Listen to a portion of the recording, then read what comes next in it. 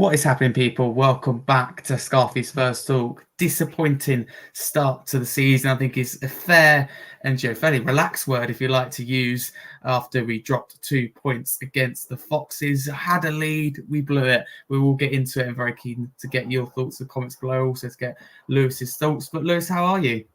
Yeah, I'm good. Thanks for having me back. I'm happy to be here. I'm happy to be talking Spurs. I mean, I say happy, but we're back. That's what I said. We're well and truly back as we will dissect today's game, and you can tell why Spurs are back. Some of the Spursy things that did happen, but if you're new to the channel, don't forget to smash the subscribe button. It's free to do so, and it helps the channel grow. It'd be massively appreciated. Check out all the content that we provide. Be massively appreciated. But yes, go to the chat. Big up Peter. Says big up Harry. Big up Lewis. Big up Barney. And big up John Sinclair, Newcastle YouTuber. Often on the channel, he says subscribe to the channel. And he's spot on and also subscribe to his channel. So doing very well. John, remind me what your next target is because you're absolutely flying. But we will go on to Spurs. And we'll talk about the lineup first, Lewis, because we saw the usual back five: Vicario, Doggy, Van der Ven, Romero, and Porro. We saw a midfield of Benton, Corsara, Maddison, and then John Solanke. And Johnson up front. So any surprises in there for you? I think some people will go, Kulusevski not starting as a surprise, or look at the other way, Johnson starting as a surprise. Is there anything you saw, you thought, I didn't expect that, maybe Bentancur starting? No, I actually did expect that lineup. I thought Bentancur would start. A lot of people thought Archie Gray would, but I actually was one of the ones that thought Bentancur would start. I was a bit disappointed to see Kulusevski not starting because I think he had the best preseason out of anyone that plays for us. In my opinion, I think he had a fantastic preseason. So I thought he deserved to start, but I can understand why he probably opted for Johnson because he likes to have a bit of pace on the wing. And obviously Kulusevski, that's something he hasn't really got. So I can understand it. I think Kulusevski is going to be playing more in the midfield, more centrally this season. So I can understand why he's done it, but not too many surprises for me. No, I'm with you on that. Not too many surprises there, but if it had to be one, it would be Kulusevski not starting. I thought we'd see Johnson, but I thought we'd find a way to fit Kulusevski into that midfield. But we're going to the game because, we went 1-0 up. 29th minute, it was Porro's, in my opinion, a really well-worked goal. Do you think Maddison done really well for that move, Lewis? He got the assist, but that's the Maddison we want, isn't it? To be consistent and do it a 38-game season. We need more of that from Maddison, don't we? That quality cross where he clearly means it. Yeah, we do. I think last season when he picked up that injury and we sort of dropped off last season, I think we missed Maddison a lot. He was a key part to that drop off, I think. So I think this season, if we're going to progress, go maybe top four or progress in the cup competition, we need Maddison to be at the best of his ability. And I think Maddison was our best player last night. I think he opened up a lot of doors. He was creating chances. He was finding Solanke. Obviously, Solanke didn't get a goal. But again, like with the Porro goal, it was a brilliant cross and it was a brilliant move. And we need Maddison to be playing like this. We need his crosses to be inch perfect. Maddison was by far, I think, our best player last night. And I think if he can do that, as you said, over a 38-game season, he could be racking up loads of assists. He could be, definitely. And he talked a lot about, I saw this morning, about how the kind of Euro setback here, not being picked, really, really helped him. So do you see him having a good season? Obviously, we'll get on to like him and how the second half generally went. But based on what we saw at this moment in time, the first half, I mean, he could have a really good season, couldn't he? Get back to his best, do you think? He could have a good season. I think he will. I think he said in an interview he's got a lot to prove this season. I mean, I know obviously England have got a new man or will have a new manager, so maybe he's trying to earn his place back in the England squad with whatever manager comes back in or takes over the England role. He's trying to prove. I think he's got a lot to prove. He knows that he's got a big season ahead of him. There's a big season for Maddison because again, I think if he has a similar season to last season, questions will start to be asked about him whether we need to find another number 10. So I think this season is a make it or break it season for Maddison, and I think it's going to be that season that defines him at Spurs. And I think he's going to have a great season. Yeah, so do I. At half time, we were 1-0 up. We should have scored more, shouldn't we? We should be, half time should be 3-4-0 up. I mean, we don't want to discuss why. I do want to leave that to later. But you in agreement we should have scored more? And just how many do you think we should be talking about? Because we had, even if they're just half chances, we've got in so many good positions, didn't we? We did. I think a key thing for us was that Maddison and our creative players, they were finding Solanke a lot. Solanke was making great runs. He was in great positions, and I feel like Solanke should have had maybe two in that first half. Obviously, it's a bit of a shame that he didn't, because it would have been defining for us. But I think we could have easily been 3-0 up at half time. I think we deserved to be 3-0 up at half time because we absolutely dominated that first half. We looked such a superior team. Leicester could not get near us that first half.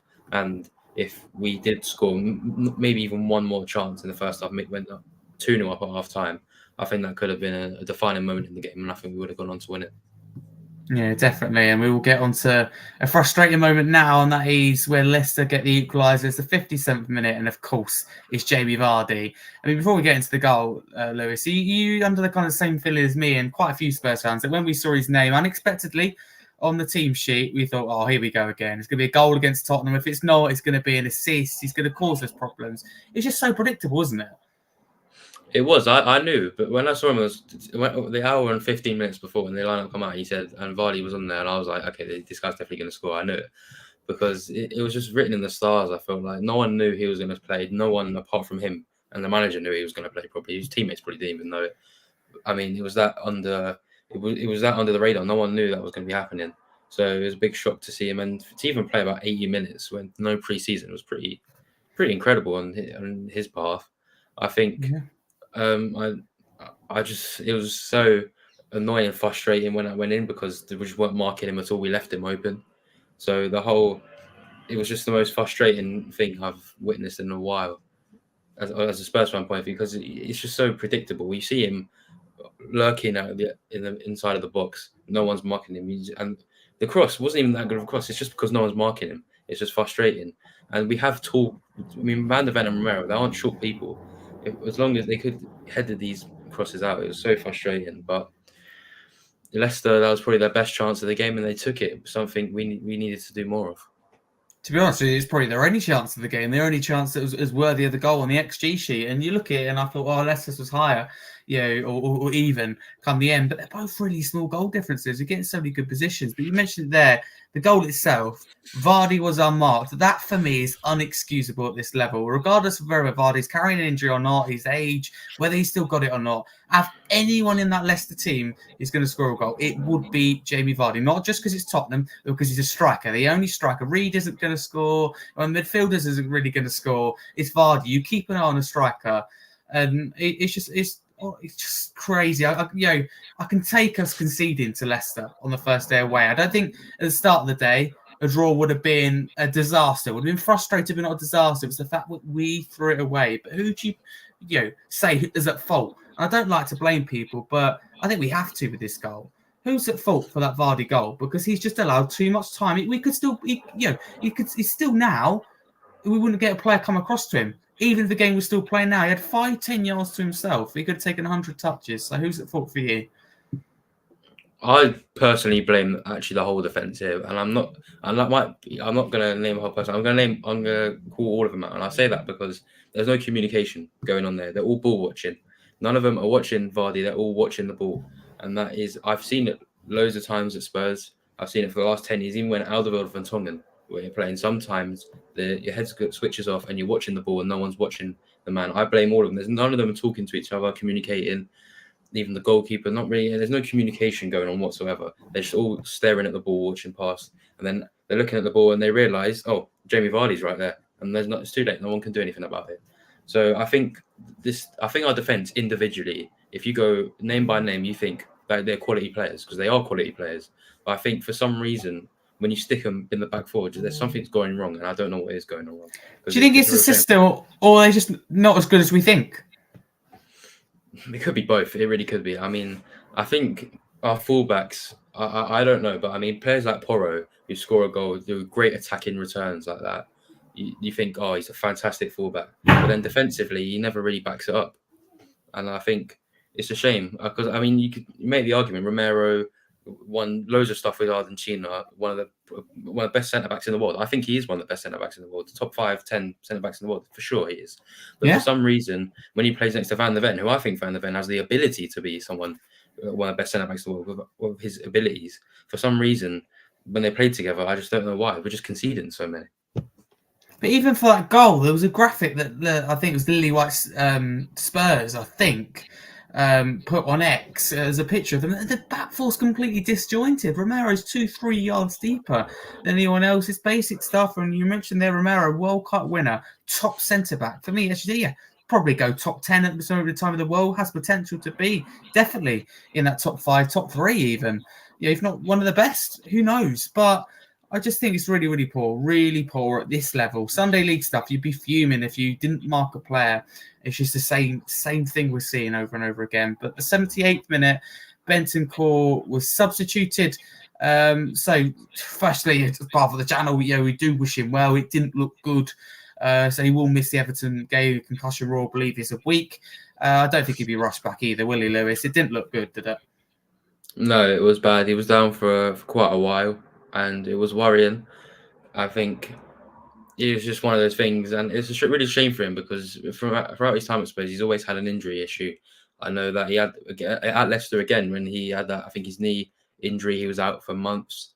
And I remember he came back. I think was it Aston Villa at home, and he got injured that game. His first game back, he got injured again and was out for a little bit. So he's always suffered with injuries, and it's a shame because I think it was pretty good yesterday. I think first half he helped us because we were dominating that midfield battle. He was a key part to that, and so I think it's a bit of a shame to see him get injured, and I just wish him well. I hope he'll be back as soon as possible. Definitely. I mean, I don't think he'd be very keen to return to the King Power Stadium. 2 injuries now, pits up there, and one big injury and one. When you're knocked unconscious, which it looks like he was, I mean, that's not something you want to remember either very fondly, obviously involved in that 4-1 defeat. Chris Peters says it's the system to begin with, but how the team just folded after the goal was worrying. It is. And Lewis, we hear Angie's comments, don't we, after the game about... I think it represents what our fans have been feeling, to be honest with you, in the first year in charge, in terms of it's not all about possession, and it doesn't mean anything if it doesn't count for goals. He was right when he said that, and I don't know why we're not getting a second goal. So what did you make of his comments? I mean, it kind of surprised to me, but I think he's right. Yeah, no, he is right. Possession in football, it's just that loads of people focus on, but it doesn't mean that much to the game because obviously Leicester didn't have much possession at all until really the second half, and yet they still got a point out of it. So I think it is a lot of people blame the system of how we're playing, and that it's not the correct system. I think that the system we're playing, it's a case of outscoring the opponent. So, and the fact is that we create loads of chances, we're just not sticking enough of them away. And that is a key problem that if we're going to succeed, is that we need to be scoring probably against Leicester, a team like Leicester, you aim to be scoring about 3 or 4 because you're probably going to concede in 1 or 2. But that's how we play. So I think we create loads of chances. We just need to be scoring them, and I think that's something that we need to be working on. With a player like Dominic Solanke, I think if you just pepper the balls into him, you're going to put 1 or 2 of them away. Yeah, definitely, absolutely. Interesting comment here from Gabriel. Says quality scored, poor tactics. I want to ask what you think of this, Lewis, because I think the system does have a lot to play with what we're doing. But would you say the squad was quality, and one game in we should be doing better? Maybe you should be beating Leicester based on that squad. What do you think? I think on paper and just based off just personnel, we need to be beating Leicester. I think for sure. I think because the difference between us and Man City or an Arsenal is Arsenal and City will go to the King Power and beat them 3 or 4-0. That's the difference, and I think you will see it. Well, if we go to Ipswich away, if we don't beat, I mean, it's nothing against Ipswich, but if we don't at least win teams that are getting promoted, you're not going to go very far. And it's why Man City and it's why Arsenal were contending for the league is because when they go to the relegated teams, even away, they will beat them 3 or 4-0 because they're just that much better than them. And I think based on squad quality, we are that much better than Leicester because you look at the team sheet for Leicester, and nothing screams out of you that's a quality player. Nothing gets you really excited about seeing these players. But if you look at Spurs, you go, oh, there's Son, you have Maddison, you have Romero. There's quality players in this squad. There really is. But I think it's just, I don't know what's going on. I think it's just more about being clinical and also tightening up the defence. I mean, one thing I was happy about was we didn't concede a set piece. So we can count ourselves maybe a little positive there. about, but because that is a key issue for us, and it probably will be throughout the season. Yeah, fair enough. Benitez isn't happy with Brennan Johnson saying the guy is pony.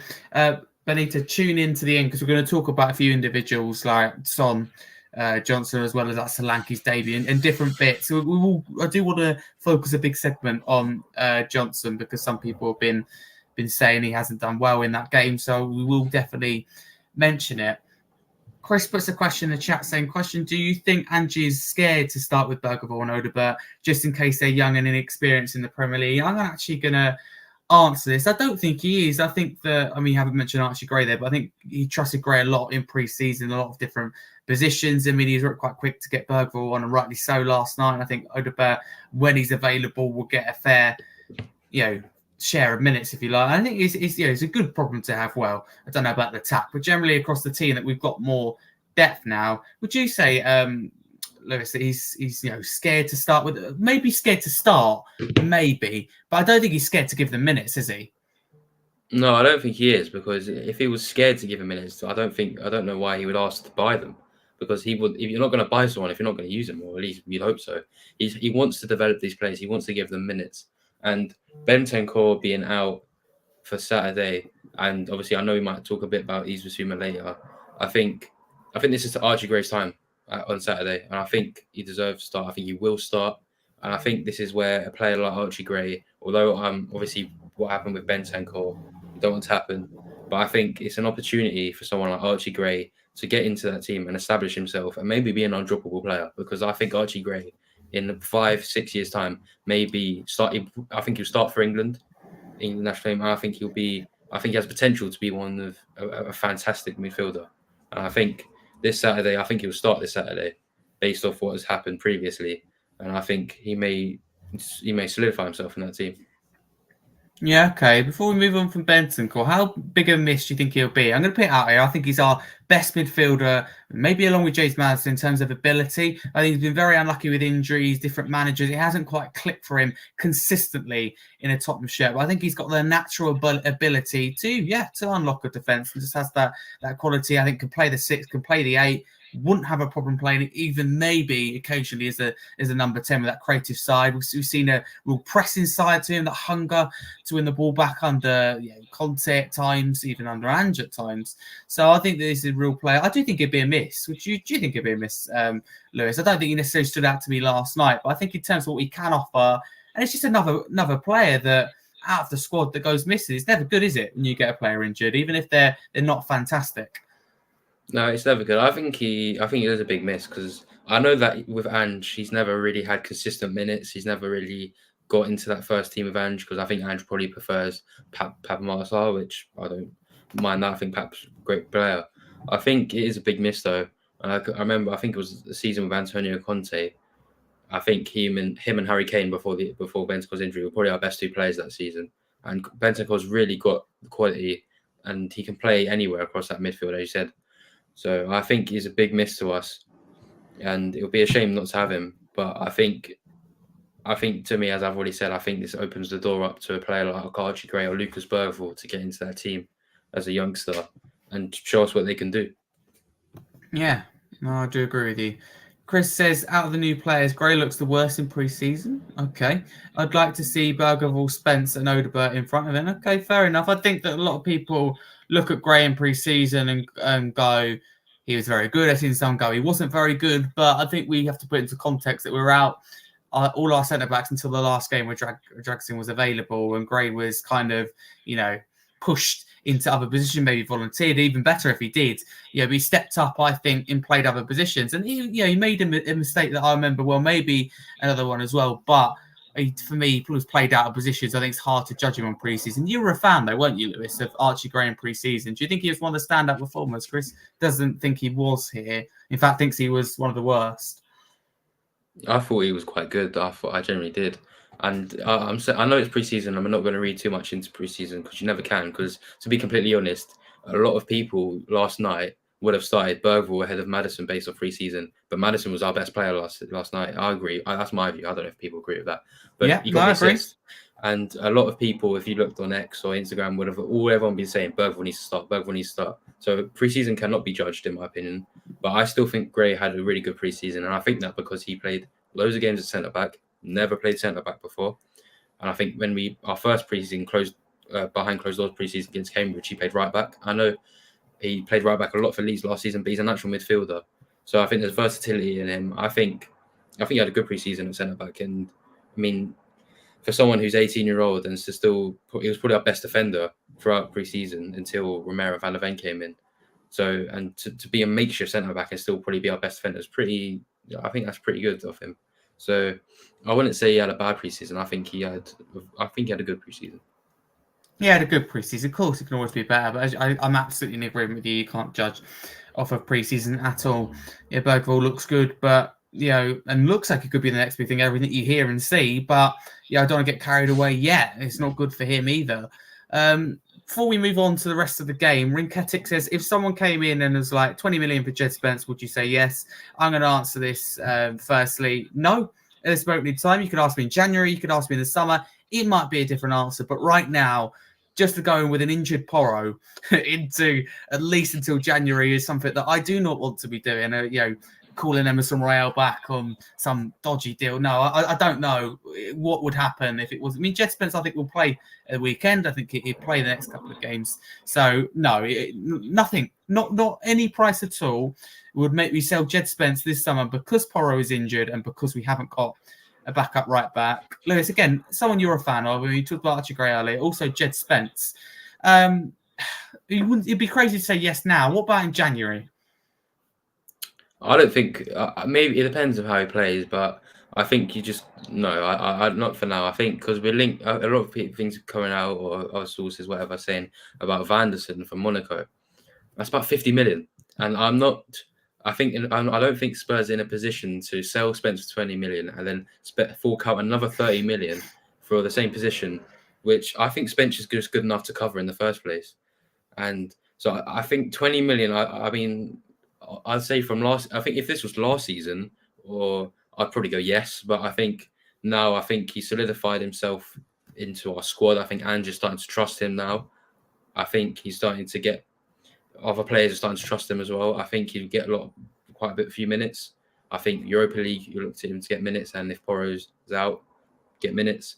I think he's also played left back as well in pre-season, so that's another one for Ange. If he needs to be used as a left back, he can do that as well. So I think I don't think I would sell him. I mean, you said not for any price. I think 50 million, yeah, I probably would, but I think 20 million, no.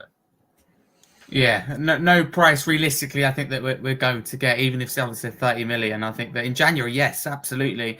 When I know it's hard in January, true, but to find a replacement, I don't think it'd be right to go into the Everton game without a recognised right back. I just don't think it'd be right for any team. Let alone us. A couple of people mentioning back three. Chris says, what about back three? And he said Madsen only had a good first half. And a comment here, Vloggerus says, back three, Van der Ven, Romero, Dragson would help solve all the issues of leaking cheap goals from set pieces or crosses. I wouldn't be opposed to this. And if we're going to take a player out elsewhere, for me, it'd probably be that midfield where we've now got Bentancur out and maybe lacking a little bit of quality. I can't see it happening for a minute, but I wouldn't be opposed to going 3-4-3. I don't know whether it works. I wouldn't be opposed to it either. But wait, no, you go first. That's all right. I was going to say that I don't want to contradict myself here because I absolutely hated how we were outnumbered in midfield by Conte. So as much I think Dragson would be great. And maybe I think you should be on Romero and Van der Ven's, really stepping onto their toes if you're really pushing his place. I don't think that would change your problem like that. I think it is also a system thing. But Lewis, what do you think? You'll never see that happen at a free back, is what I say, because it's Ange. Ange doesn't change. People, I love Ange. I love what he's trying to do. I love the project, or if it's a project, I'm liking what he's trying to do. But what we've seen him in interviews before, Ange Postecoglou will not change for anyone. So this free back thing, hoping we get a free back, it will never happen because Ange's system will never change and it will always be the same, which is maybe a little worry. I guess you can say that because what's the plan B if it doesn't work? I guess people would always like to see a different plan, a different course of action if it's just not working, which I think we probably need to start thinking about. But it's Ange Postecoglou. I don't think he will do that. I think he will always go with what he's got. Is there a scenario though? Do you think where Dragusin potentially leaves? I think his agent will be a big part behind that because I don't know about you, he drives me absolutely mad. Well, Yeah. really, really entitled after the money, clearly, not focused about the player. And I think Dragusin's great, but what have we seen based that he should be good enough for Real Madrid even before he joined Spurs? But yeah, do you think it's a situation where he walks, where he doesn't get enough minutes? As you said, probably his agent, because I think his agent's already said that he's using us as a stepping stone club, but he can't even start for us.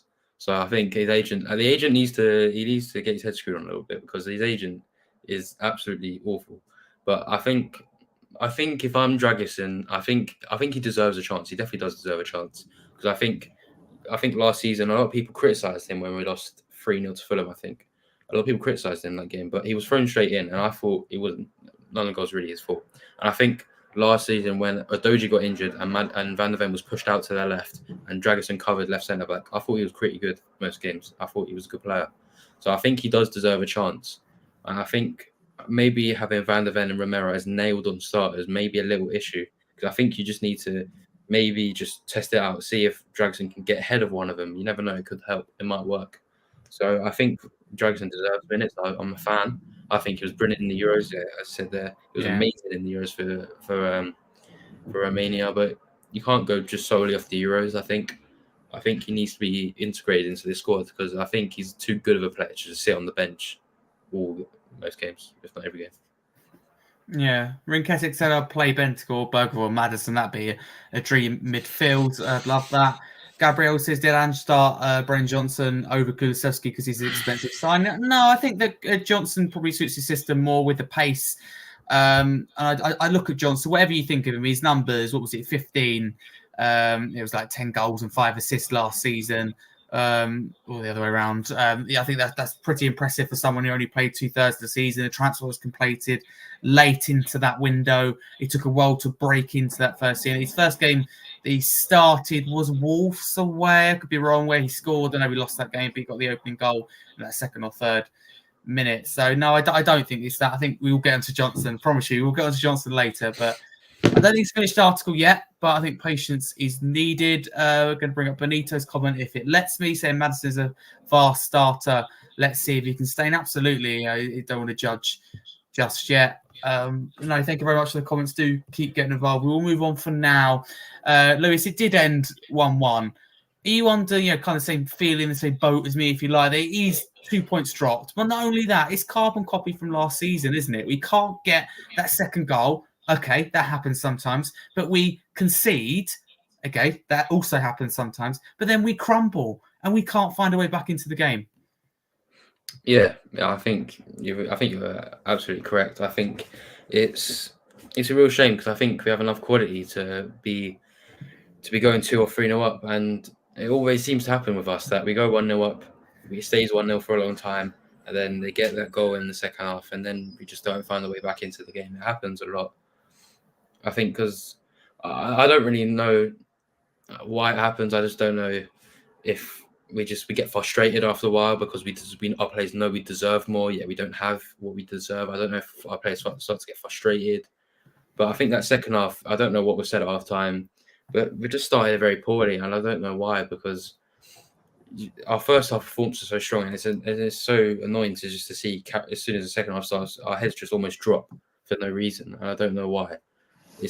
But it was very similar to last season. He said, I think it's just we just need to find a way to just be more clinical. That's all we have to be. It's just a lot more clinical in front of goal. I think the signing of Solanke will help us with that. Absolutely, no, I do agree. I think it takes Solanke a while to settle in, but I think that it will when it clicks. I think he'll be a massive part of that. But that kind of actually links me on to my next point. Is just why can't we find that second goal? I mean, we can both agree Solanke will be a big part of be able to get that second goal. Not only that, but also just generally across play, be more clinical, as you say. But just why can't we do that? Do we not shoot enough? Do we not work the chances? Because I think we get in good positions, probably a lot of half chances rather than chances. But for me, we don't shoot enough, do we? We don't let Solanke do his job. Yeah, I agree. I think I've said this to other people, but I think it's that phrase that we try and walk the ball into the net. We try and we don't shoot a lot at all. We always try and run. Well, we're not even run to the byline and cut it in, but we always try to be 5 yards out from the goal before we have a shot. It's always the same thing every time. We don't have a long distance. When was the last time you see our long distance effort from us go in? It's probably Pedro Porro goal that he's just gone.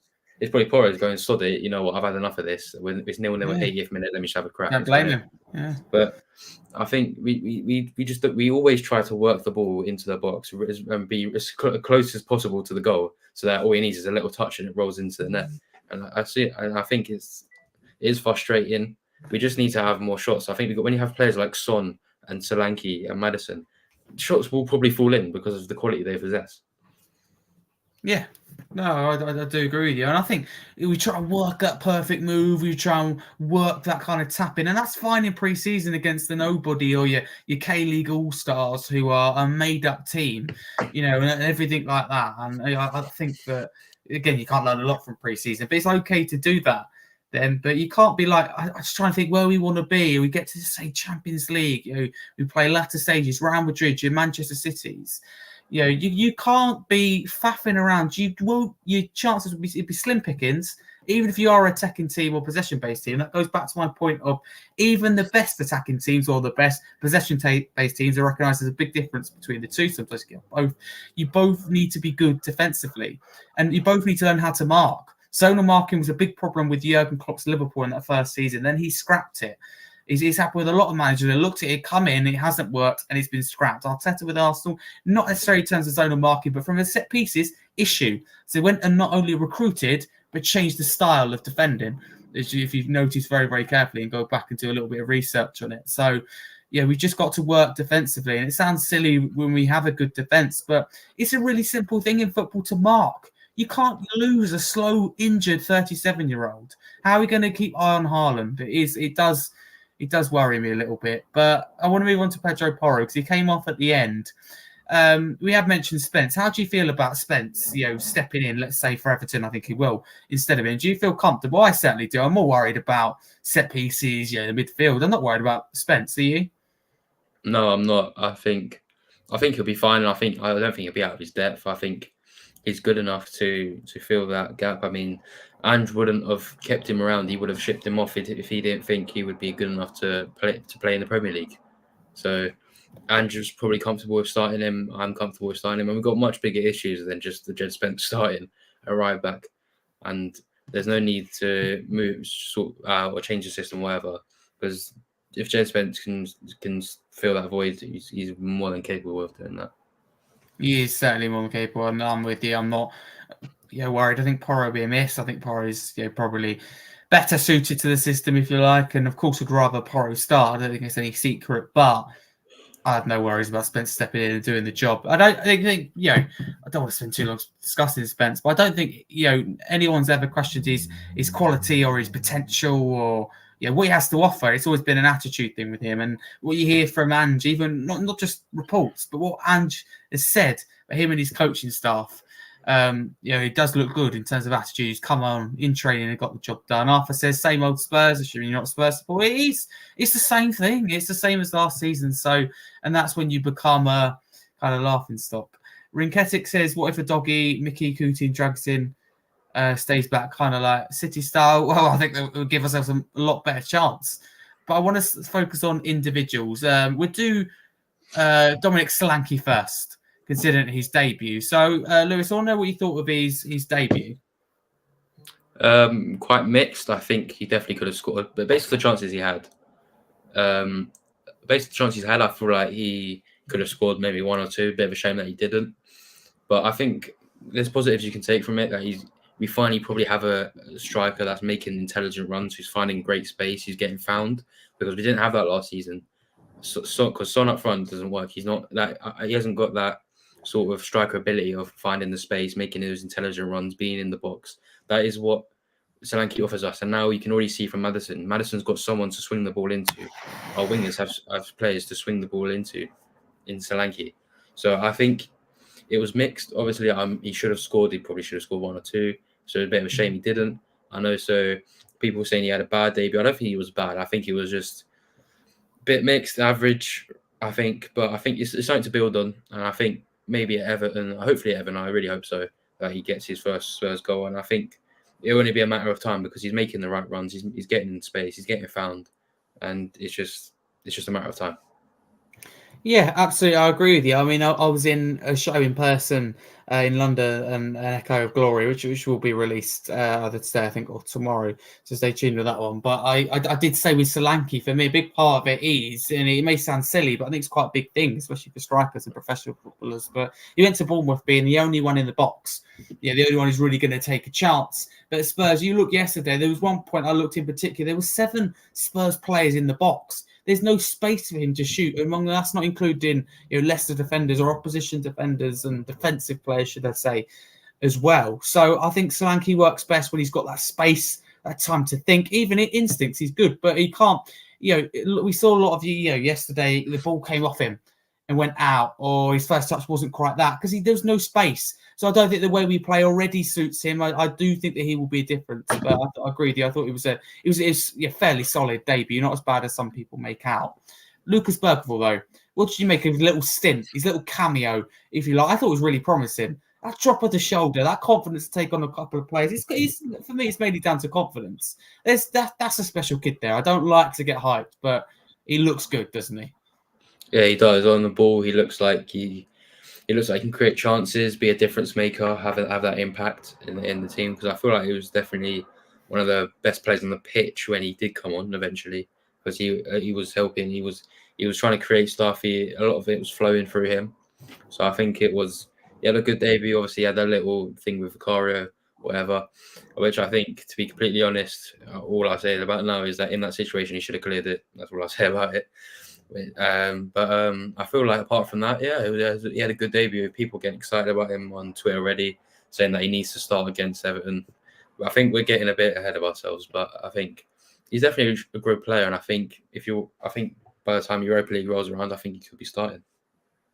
Definitely, and you mentioned it there, and I do want to actually say something about it. So apologies in advance. You don't have to; it's fine. But I think that I like what Vicario done. People didn't see it. He did yell at Bergvall after that little incident where I think he could have done better. For me personally, Bergvall just maybe a lapse of concentration. But I think Vicario's done it more a case of. I mean, you see, he's got his arm around Bergvall a lot in the pictures. He knows what he's capable of. He knows that he's better than that, and he knows that Bergvall knows he's better than that. But fans moan a lot. Oh, there's no leadership. Nobody takes authority on the pitch, and I agree with that. And when someone does, it's an absolute outrage about it. And Bergvall should be treated exactly the same as everyone else in that team. He's a professional footballer who takes the paycheck, signs the contract. He should be treated the same. And if he doesn't like it, then Tottenham's for him. And I don't think he necessarily has a problem with it. I think it's fans that are the problem and have a problem with it. There's nothing wrong with it. Vicario showed leadership. However, where I will share the good, not concern, but thoughts, if you like, of others, is that we haven't seen it on camera aimed at Romero, Porro, when they've done something poor. And it should be aimed at everyone. But the camera picked this up. It doesn't mean it didn't happen. It just means what the camera picked up. So for me, I'm all for it. I think we need more of it. That's what I liked about Højbjerg. That's what I liked about Eric Dyer. And it isn't necessarily what they can bring to the team, but it's that they will voice their concern. They will tell you what to do. And they will be a leader from the front. Even if they don't lead on the pitch, they'll lead by example vocally. So I don't have a problem with it, Lewis. Where do you kind of stand with it? I think people have gone absolutely bonkers about it. I don't have a problem with it. I don't know why they're getting so. I genuinely think the fan base is just so frustrated about what happened last night that they're just trying to. I don't know if it's making an excuse, but just trying to find something else to be annoyed about other than dropping 2 points to Leicester. That we're annoyed about Vicario shouting orders at an 18-year-old. Because Vicario's in the right here. I mean, if you've got 2 men on you and you're in the corner and you're trying to hold up the ball, just clear it. I mean, it's not the end of the world. I don't really understand what happened. I'm not getting on Lucas Bergvall's back here, but what I am saying is that Vicario has every right to shout at him and just try and just. I don't know. I don't know why we're getting so annoyed and frustrated about this, saying, "Oh, Vicario definitely shouldn't have done what he done." He's just trying. He's doing what he did for the good of the team, and if you can't see that, then I don't know why.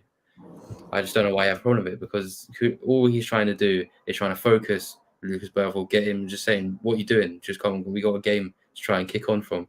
and fans getting on Vicario's back saying you can't do that, you can't shout at him just because he's a kid. He's a professional footballer. If he's good enough to play, if he's good enough to play that, and he's old enough to play, and he can be shouted at from all these players because it's going to happen. It's football. But even if me or you went on that football pitch and stepped in and had the privilege to be in the team, that Spurs team with Vicario, and even if I was younger, I'd still want to be told by Vicario. I would want to be shouted. I want to be told. And as a manager, I would encourage that. And I think that there's not a problem with that. And fans moan, about, there's a big gap between Arsenal and Manchester City. True. And one of those ways of bridging the gap is effective leadership. Of course, a lot of it comes down to recruitment, but we haven't got that leadership. And fans just shut down the thought of Vicario doing that. For me, it's the right thing to do. And I can't even understand if you don't think it was. Chris says Vicario was told by Ange or expressive about what he expects from the players in front of him. Absolutely. That was a key part of Lloris's success at Tottenham. Nobody messed with him in that defence. They left him to it and done what he done best with the shot stopping.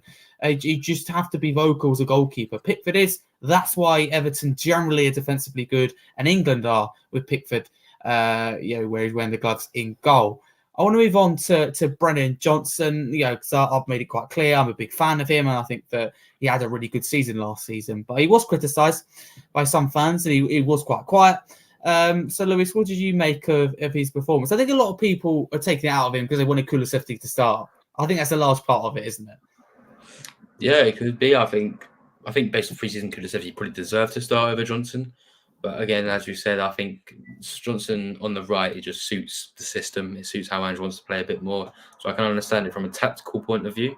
But I think he didn't have a good game. He didn't have a bad game. It was just like Solanke for me. It was just a bit of just an average sort of game. I think it's just not too bad, not too good. I don't know. And Brennan Johnson is a bit of a weird one because last season he had come on the fire quite a bit, but then there was probably a bit of a spell where he got quite a few assists. I think maybe 2 assists in the game or a goal. I think last minute winner against Brighton. And then fans will be going, "Oh, we got a great player in Brennan Johnson." Then as soon as he has a game where he doesn't get a goal contribution, everyone's on his back again.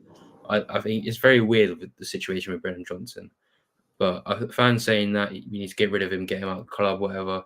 No, I think this is the tiny bit of the Spurs fan base that I kind of dislike or kind of hate, is that we're so reactionary.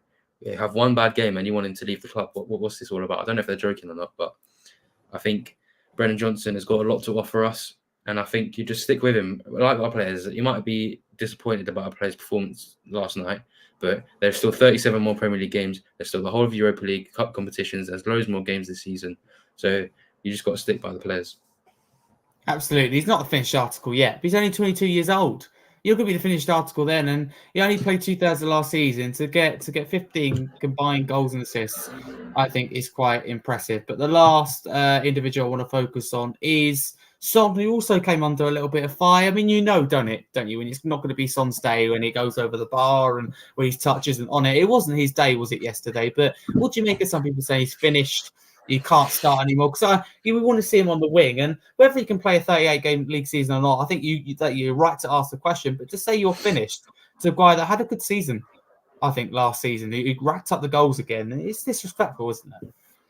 Yeah, he's not finished. I think yes, yes. We all know he is not as good as he once was because that's what happens with age. You're not always going to be as good as you was. I think he obviously he's obviously not as good. He's maybe not as quick as what he once was. I think as well with his dribbling, I think as well he doesn't really seem to take as many people on as much anymore. But I think he's not finished. I think he's definitely got.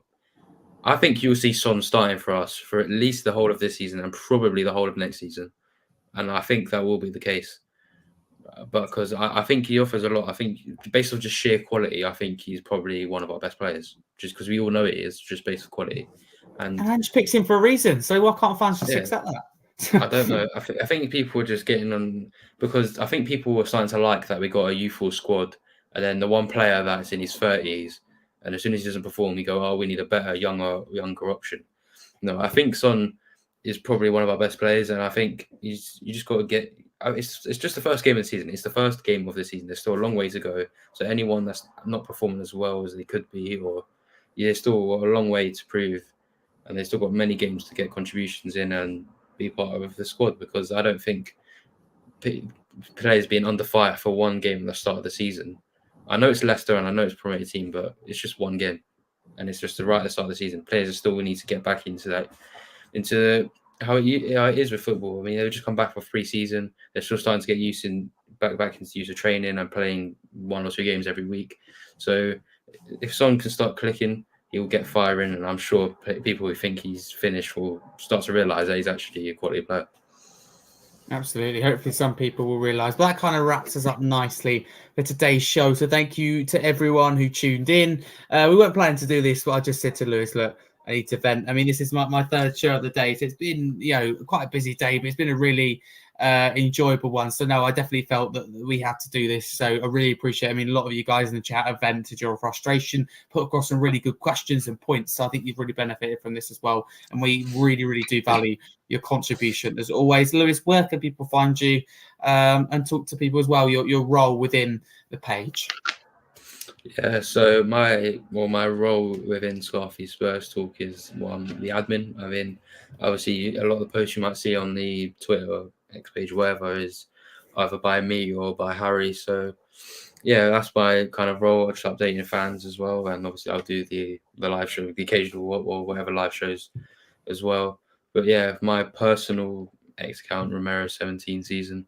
Follow that if you want. I don't really post too much on there, to be completely honest, but we'll have to see what the future holds. We shall see, but follow. Make sure to follow Lewis at Romero17 season. You can follow me if you like there, Harry Scarf 22. But most importantly, do follow Lewis. Also, subscribe to the channel Scarfy Spurs Talk. Check out the X page, that's Scarfy Spurs Talk, because good old Elon Musk and X doesn't let me quite fill Scarfy Spurs Talk in. So that's what it comes under. I'm sure it'll come up if you put Scarfy Spurs Talk in, but we keep you up to date, reliable, from tier 1 sources only, so because we care about you getting the right information. I want to bring up this comment here about not being monetized. No, we don't have the right amount of watch hours, and it was originally, if you're 16, then you could be eligible for that. It was recently changed last year to 18, so we're probably looking at 3-4 years away from being monetized, but on the right path. So not yet, Chris, but with your support, hopefully that can come quicker. So do stay tuned. But no, thank you very much, everyone, for today's show. Thank you all for your questions. The chat, of course, as always, do make it very, very special. I'll keep saying it, but I think it's really important. They do make it special, though, don't they, Lewis? Because some of the good questions in there, good points. And I don't know about what you think, Lewis, but I think it's always good to get other people's thoughts as well. Yeah, I mean, if the chat wasn't here, then it would just be us two waffling for a while. I don't think many people will be watching. So I think, obviously, to get their thoughts. They won't listen to me. I don't know. I won't be too sure of that. But yeah, it kind of makes the show. It makes the show what it is. Obviously, having fans say what they think. Obviously, having questions as well. There's some great people in there, Barney and other people. Chris make great questions as well, showing their thoughts as well. So I think the chat and people getting involved, it makes the channel what it is. And I hope, obviously, if any live that I'm in or Harry's in, whatever, I hope as many people are in giving us opinions and giving us questions. Definitely, absolutely. So thank you very much, as always, and a massive come on, you Spurs.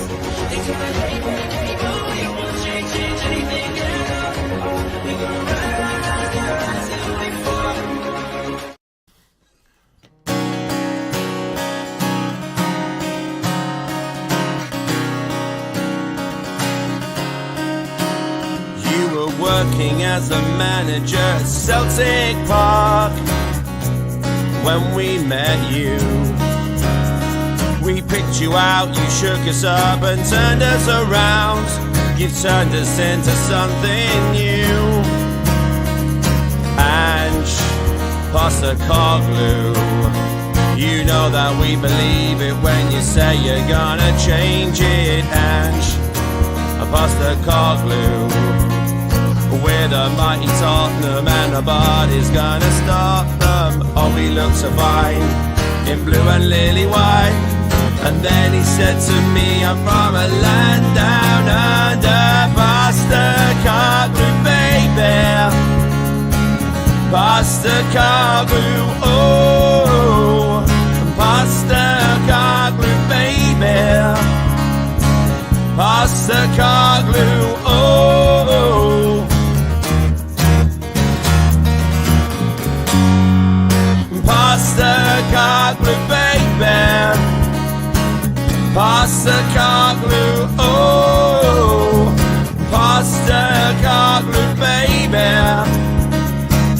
Postecoglou, oh.